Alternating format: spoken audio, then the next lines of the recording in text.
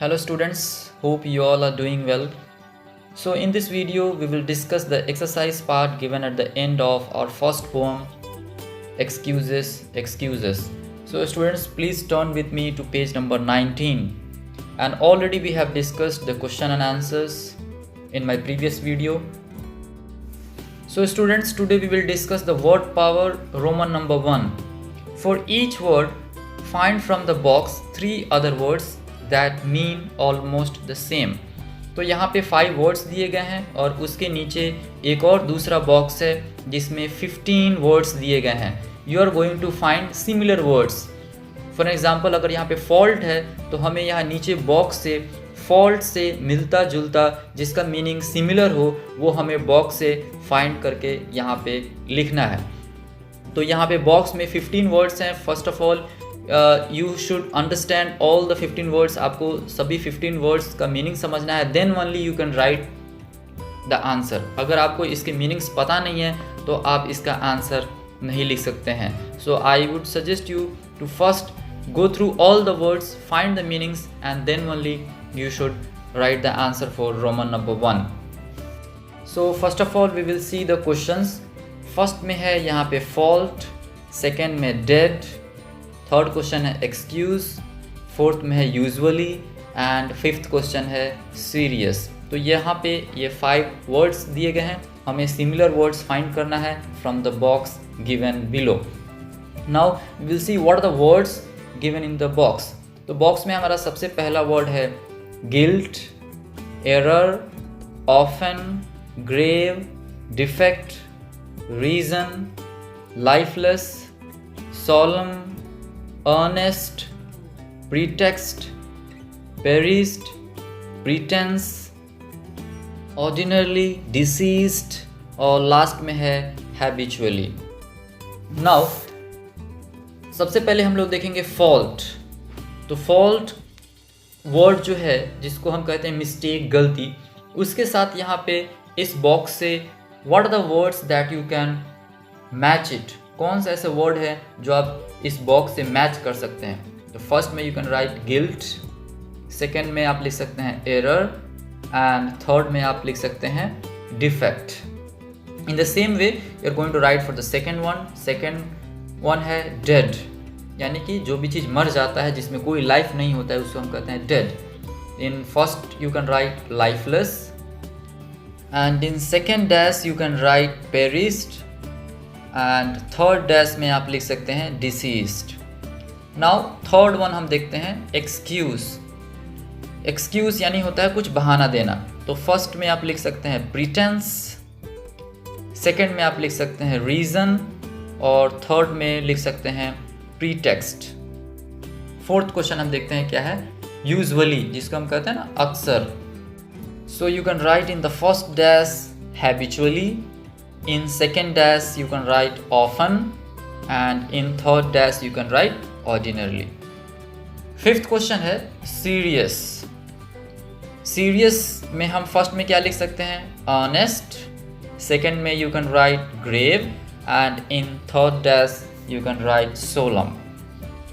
So students, in this way you have to find the meaning of the words and then you have to match with the question what is given above. Now we will see Roman number 2. Give one word for the following. यहाँ हमें 5 questions दिया गया है. हमें उसके लिए एक word बताना है कि हम इस चीज़ को क्या कहते हैं. फर्स्ट क्वेश्चन है a person who repairs shoes. तो एक व्यक्ति जो शूज़ को रिपेयर करता है हम उसको क्या कहते हैं कॉबलर, COBBLER. सेकेंड है a person who cuts up and sells meat. एक ऐसा व्यक्ति जो मीट को काटता है और सेल करता है. We call it butcher, BUTCHER, butcher. Third one a person who takes care of people's teeth. एक ऐसा व्यक्ति जो दूसरे लोगों का दांत का इलाज करता है या उसके ट्रीटमेंट करते हैं, उसको देखते हैं. So your third answer will be dentist, DENTIST, dentist. Fourth question है a doctor who performs operations on the human body. एक डॉक्टर जो दूसरे के शरीर पे क्या करते हैं, ऑपरेशन करते हैं, हम उनको क्या कहते हैं, सर्जन। SURGEON, surgeon. तो सर्जन का काम क्या है, ऑपरेशन करना। फिफ्थ क्वेश्चन है, a person whose job is to repair machines, एक ऐसा व्यक्ति जिनका काम होता है मशीन्स को रिपेयर करना, तो उसको हम कहते हैं mechanic, MECHANIC। So students, I hope कि ये जितने वर्ड्स हैं, कॉबलर, बुचर, डेंटिस्ट, सर्जन और mechanic, so I think yes Roman number 2 काफ़ी ईजी रहा होगा and you can fill it in a very easy way. So students, now we will move towards Roman number 3 from page number 20. Rewrite each sentence correctly. तो यहाँ पे there is some mistake in these sentences. यहाँ पे कुछ ना कुछ mistakes है इस sentence में, आपको इसे correct करना है। तो first question है where it is, तो यहाँ पे error है verb में, तो यहाँ आंसर होगा where is it।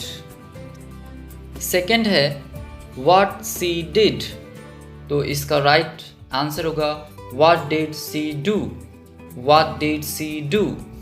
थर्ड में है who does usually it, तो हम इसको करेक्ट कैसे करेंगे, who does it usually, who does it usually, तो ये हमारा करेक्ट सेंटेंस है।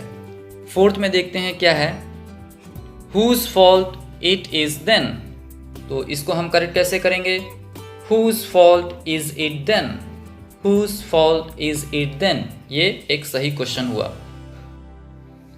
नाउ हम लोग फिफ्थ क्वेश्चन को देखेंगे, why she couldn't do it।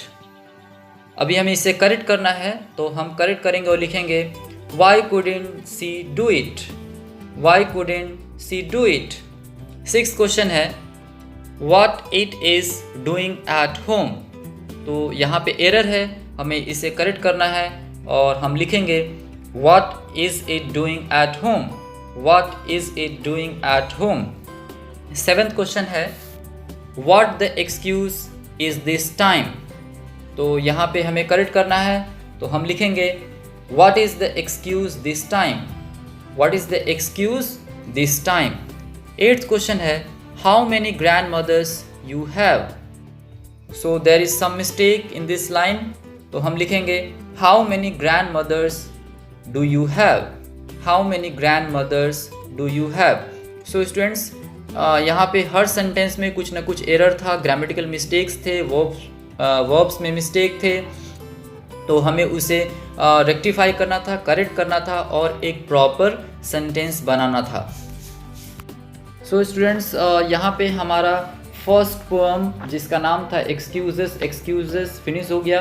We have discussed all the question and answers and exercise part given at the end of this poem. So students, today I will stop till here. In the next video we will see a new lesson. So that's all for today. Have a nice day. Thank you.